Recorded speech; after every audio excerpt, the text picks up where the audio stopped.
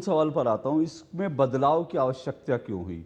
MNREGA flagship योजना थी सरकार की और बहुत सारे लोग ये कहते हैं कि जब भारत संकट में था, जब दुनिया में डिक्लाइन चल रहा था अर्थव्यवस्था का, उस समय इसने रोजगार दिया, बड़ी योजना। तो इसमें बदलाव की जरूरत क्यों पड़ी?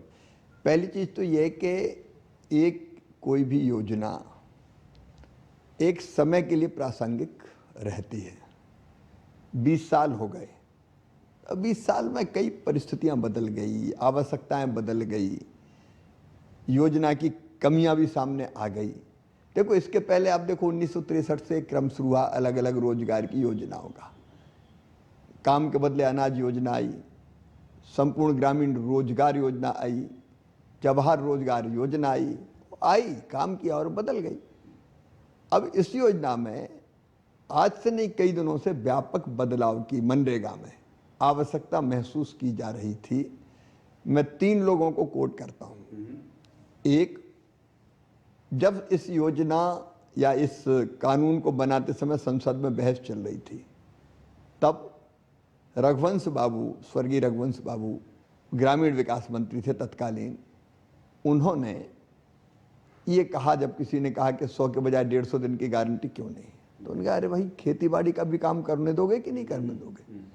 खेती बाड़ी के लिए भी तो आखिर हमारे मजदूर भाई बहनों की जरूरत है। शरद पवार जी जब कृषि मंत्री थे, तब शरद जी ने ये कहा कि मजदूरी, इस योजना के कारण कई बार कृषि के कार्यों के समय जब सीजन पीक पे होता है तो बहुत दिक्कत होती है, इस पर विचार करना चाहिए। उस समय जयराम रमेश जी ने कहा, क्या ये योजना केवल गड्ढा खोद दो, टॉयलेट बना दो, इसीलिए है? सच बात यह है कि इस योजना में व्यापक भ्रष्टाचार हो गया था। व्यापक भ्रष्टाचार। वो एस्टीमेट जो बनते थे वो ज़्यादा राशि के बना दिए जाते थे। एक काम को कई बार कर दिया जाता था।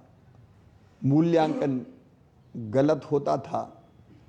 प्रक्रियाएं कुछ ऐसी थी जिसमें पारदर्शिता सुनिश्चित करना बहुत जरूरी हो गई थी।